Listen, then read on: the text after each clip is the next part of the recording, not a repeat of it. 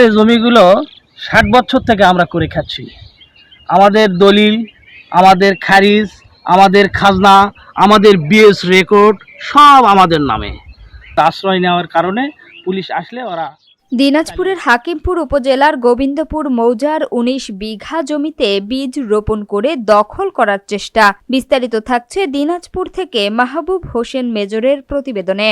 ১৭ ফেব্রুয়ারি দুপুর আনুমানিক ১২টায় দিনাজপুরের হাকিমপুর উপজেলার দেবখন্ডা গ্রামের মৃত কামাল হোসেনের ছেলে মোহাম্মদ আবুল কালাম আজাদ, মোহাম্মদ কবিরুজ্জামান, মোহাম্মদ খালেকুজ্জামান ও মোহাম্মদ বদিউজ্জামানের গোবিন্দপুর মৌজার প্রায় ১৯ বিঘা আবাদি জমি মোহাম্মদ নূর ইসলাম ফকিরের নেতৃত্বে ২০ থেকে ২৫ জন পুরুষ ও মহিলা লাঠিয়াল বাহিনী দ্বারা জমিতে বাহিরের ট্রাক্টর দ্বারা জমি চাষ করে ইরি বোরো ধানের বিচন দ্বারা জমি রোপণ করার চেষ্টা করলে ওই গ্রামের জমির মালিক মোহাম্মদ আবু কালাম আজাদ নিরুপায় হয়ে জরুরি সেবা ৯৯৯-এ ফোন দিলে দ্রুত হাকিমপুর থানায় এসে এসআই মোহাম্মদ মোস্তাফিজার রহমান সহ ৮ থেকে ১০ জন পিকআপ ভর্তি পুলিশ দ্রুত ঘটনাস্থলে আসলে লাঠিয়াল বাহিনীরা পালিয়ে যায়। ৬০ বছরেরও বেশি দিন থেকে জমি পৈতৃক সূত্রে ভোগ দখল করে আসছেন।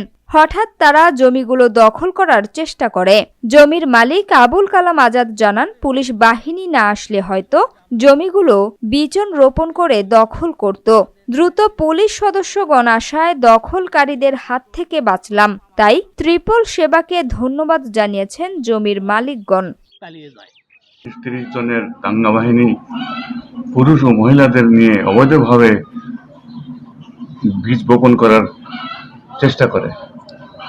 আমি ৯৯৯-এ ফোন করলে হাকিমপুর থানার এসআই মুস্তাফিজুর রহমান ও তার সহযোগী ১০ জন পুলিশ সদস্যগণ স্পটে আসলে পুলিশ দেখে দাঙ্গা বাহিনীরা পালিয়ে যায়।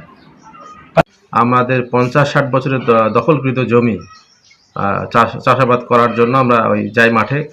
সেখানে প্রতিপক্ষ মোহাম্মদ নূর ইসলাম শাহিনের নেতৃত্বে আর কি ২০ থেকে ২৫-৩০ জন লোক নিয়ে তারা অবৈধভাবে জমি বীজ বপন করার চেষ্টা করছিল।